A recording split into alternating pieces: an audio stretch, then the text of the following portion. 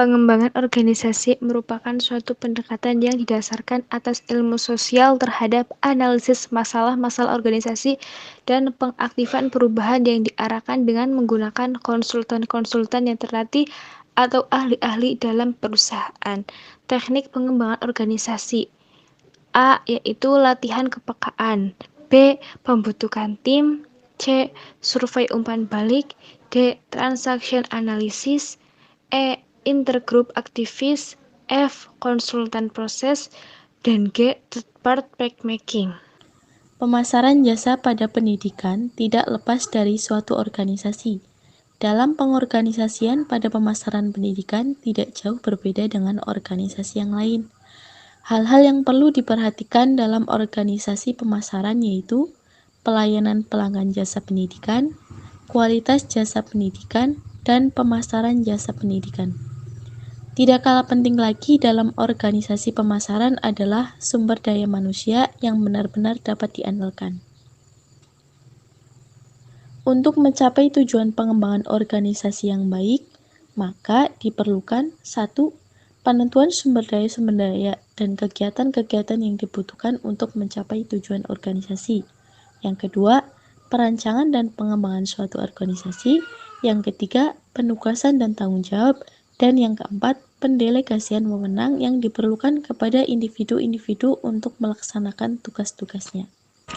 Menurut Peter Drucker, mendefinisikan organisasi pemasaran sebagai organisasi yang memahami kebutuhan dan keinginan para pembeli dan secara efektif mampu mengkombinasikan serta mengarahkan keterampilan dan sumber daya ke semua bagian organisasi dalam rangka memberikan kepuasan maksimal kepada konsumennya.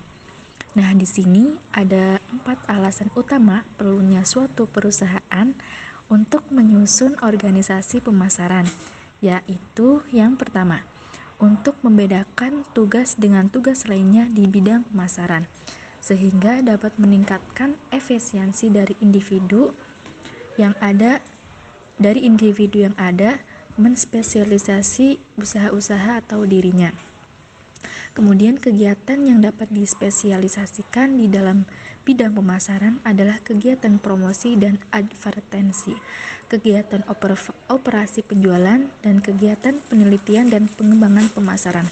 Yang kedua, untuk memberikan kemungkinan dilakukannya koordinasi atau tugas-tugas atau usaha-usaha dan tenaga-tenaga yang ada sehingga kegiatan yang dilaksanakan dapat berjalan secara efektif. Kemudian yang ketiga, untuk menentukan atau memberikan batasan tanggung jawab dan wewenang yang dibutuhkan oleh tenaga-tenaga yang ada dalam melaksanakan tugas-tugasnya. Sehingga deskripsi yang lengkap dari suatu jabatan mencakup pernyataan mengenai tanggung jawab dari seorang manajer yang mempunyai tanggung jawab untuk itu.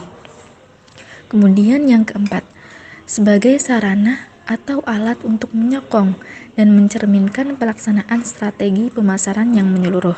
Sebenarnya, organisasi pemasaran dapat berupa pendorong maupun pembatas bagi penentuan strategi pemasaran dari suatu perusahaan. Usaha perubahan suatu organisasi selalu ditandai dengan adanya orang-orang yang mempelopori atau sebagai agen perubahan. Dan seorang agen perubahan dalam pengembangan organisasi harus memiliki karakteristik sebagai berikut. 1. Harus memiliki nilai-nilai dan sikap mental yang dapat mempertimbangkan manfaat inovasi bagi organisasinya maupun masyarakat sekitar. Yang kedua, mengetahui bahwa individu, kelompok, dan masyarakat dalam organisasi merupakan sistem-sistem terbuka yang saling berhubungan, di mana agen perubahan harus mengetahui bagaimana orang lain memandang perannya. Kemudian yang ketiga, harus memiliki keterampilan untuk menyampaikan kepada orang lain mengenai pengetahuan, keterampilan, dan memelihara hubungan proyek perubahan dengan orang lain.